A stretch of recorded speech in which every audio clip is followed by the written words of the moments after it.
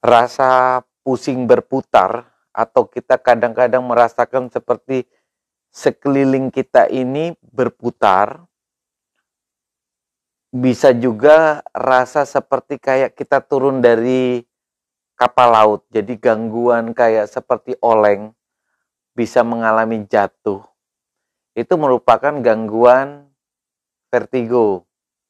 Nah, gangguan vertigo ini bisa disertai dengan mual, muntah, kemudian rasa tidak enak di badan. Vertigo banyak sebabnya. Bisa disebabkan karena gangguan pada mata, kemudian gangguan kelelahan yang berlebihan, emosional yang amarah yang terpendam juga bisa. Tetapi kali ini kita berbicara vertigo yang cukup berbahaya jika vertigo itu merupakan atau disebabkan karena penyakit diabetes. Penyakit hipertensi juga bisa menyebabkan vertigo yang juga merupakan gejala yang berbahaya.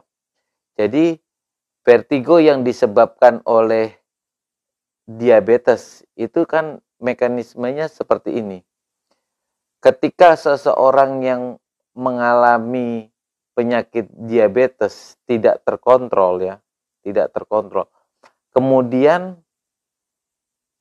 aktivitas fisiknya itu lebih banyak menggunakan otak. Ya, misalnya seorang pemikir, pelajar, atau sedang melakukan pekerjaan yang menggunakan otaknya lebih banyak. Itu biasanya kan otak membutuhkan sumber kalori berupa gula darah.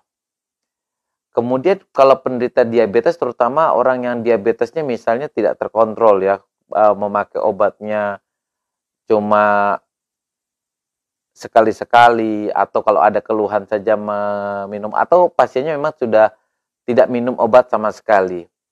Nah, ketidakterpenuhinya kalori otak oleh karena penghentian obat gula atau minum obat gula tapi gula darahnya juga tidak terkontrol, itu akan menimbulkan kerusakan pada otaknya. Biasanya kerusakan itu diawali dengan keluhan berupa pusing berputar, gangguan keseimbangan yang kita sebut dengan vertigo. Dan vertigo ini merupakan sinyal bahaya bahwa keadaannya memasuki keadaan yang mungkin saja akan menjadi stroke di hari-hari berikutnya. Biasanya gejala vertigo yang menuju ke arah stroke ini disertai dengan misalnya kesulitan berbicara, kelemahan anggota gerak, kemudian bicaranya mulai lambat, bahkan bisa terjadi kesadaran menurun. Sehingga teman-teman, jika seorang penderita diabetes disertai gejala vertigo merupakan sinyal merah ya, sinyal berbahaya yang harus dipastikan apakah vertigonya itu merupakan gejala awal daripada stroke atau tidak. Sehingga memang teman-teman yang mengalami sakit gula itu harus memang rajin-rajin cek gula darah, kemudian walaupun menggunakan obat gula harus pastikan bahwa target daripada diabetesnya itu tercapai.